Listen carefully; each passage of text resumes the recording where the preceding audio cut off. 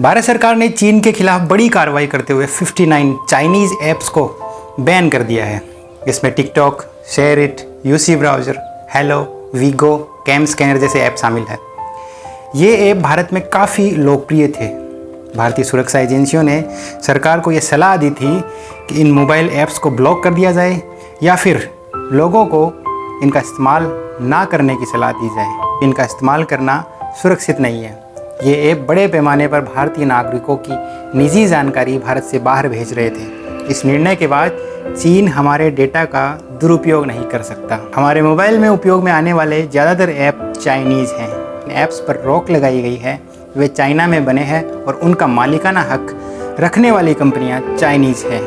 भारत सरकार ने यह फैसला उस वक्त लिया है जब पूर्वी लद्दाख की गलवान घाटी में चीनी सैनिकों के साथ हिंसक झड़प हुई है।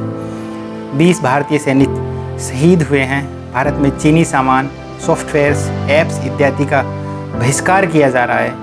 भारत में इलेक्ट्रॉनिक्स और सूचना प्रौद्योगिकी मंत्रालय द्वारा एक बयान जारी किया गया है जिसमें कहा गया है 130 करोड़ भारतीयों की निजता को सुरक्षित रखने और डेटा सिक्योरिटी को लेकर उठी चिंताओं के बढ़ने के मामले देखे गए हैं। ये चिंताएं हमारे देश की संप्रभुता और सुरक्षा के लिए एक खतरा है। मंत्रालय ने कई स्रोतों से ऐसी शिकायतें प्राप्त की हैं।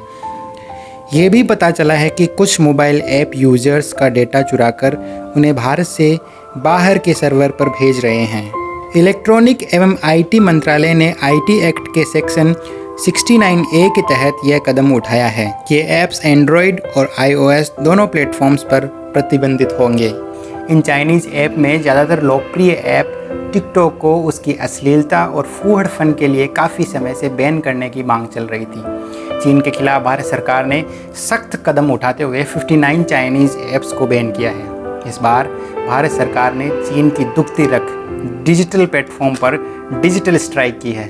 चीन ने विश्व के लिए अपना बाजार तो बंद कर रखा है, जैसे फेसबुक, ट्विटर, व्हाट्सएप, यूट्यूब आदि को चाइना में प्रतिबंधित कर रखा है और उनके कॉपी यूज़ में करता है वो, जबकि खुद के चाइनीज़ ऐप्स पूरे विश्व में फैला रखे हैं।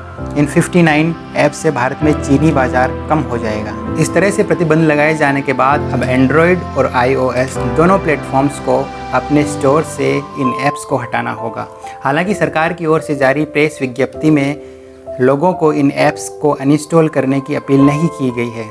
इन ऐप्स में PUBG और Zoom ऐप को प्रतिबंधित नहीं किया गया है।